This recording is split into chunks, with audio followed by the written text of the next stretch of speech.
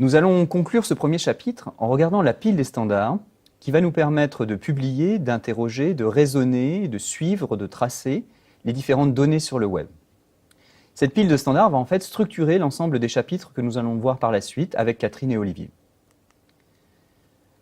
La pile telle qu'elle a été dessinée au W3C apparaît sur ce transparent et se lit de bas en haut en partant des couches les plus basses que l'on vient d'évoquer, comme les identifiants URI, jusqu'aux couches les plus hautes qui représentent l'utilisateur et l'interaction avec l'utilisateur. La première partie de cette pile concerne donc l'identification et a fait l'objet de ce que l'on vient de voir sur les URI et IRI. La deuxième partie de cette pile concerne la représentation des données qu'on va échanger sur le web de données. Cette représentation va faire appel à un standard que l'on appelle RDF, Resource Description Framework, qui est un langage et un modèle pour échanger des données sur le web. On verra par ailleurs que l'une des syntaxes possibles pour ce modèle est la syntaxe XML qu'on a évoquée précédemment. Étape suivante, une fois que les données sont publiées, on va vouloir les interroger. Et pas uniquement récupérer des gros paquets de données, mais juste les données qui nous intéressent. On va donc vouloir s'intéresser à faire des requêtes très précises sur ces données pour récupérer seulement les résultats qui nous intéressent.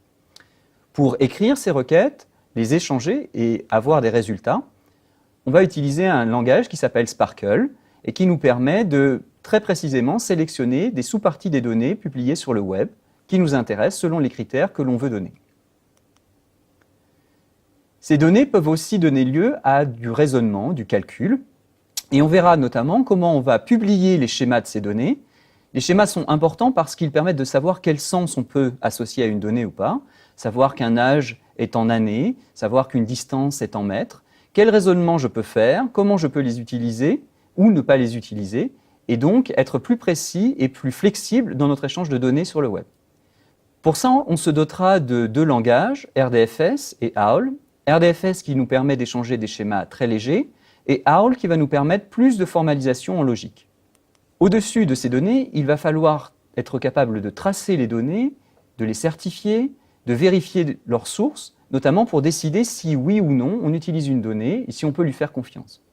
On verra notamment à cette étape comment le langage Provo nous permet de suivre les données, leur provenance, les traitements qu'elles ont subis et donc de décider ou non de les utiliser. Enfin, on verra avec le dernier cours comment on peut intégrer les différents standards du web de données et du web sémantique avec les autres standards du web, notamment pour construire des applications complètes et proposer des nouvelles interactions, des nouveaux services aux utilisateurs quand ils naviguent, quand ils cherchent et de façon générale quand ils utilisent le web. Voilà, ceci conclut le premier cours de web de données et web sémantique. On se retrouve la semaine prochaine pour voir le langage RDF.